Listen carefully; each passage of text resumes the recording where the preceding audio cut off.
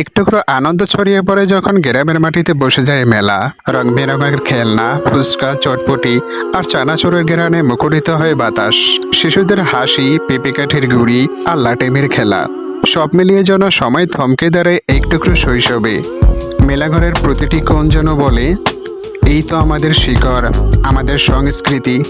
এই মেলা শুধু বিনোদনের জায়গা নয়, এটি মানুষকে কাছাকাছি নিয়ে আসে, স্মৃতিকে জাগিয়ে তোলে আর মনে করিয়ে দেয় গ্রাম এখনো বেঁচে আছে তার চেনা রূপে, চিরন্তন প্রাণে।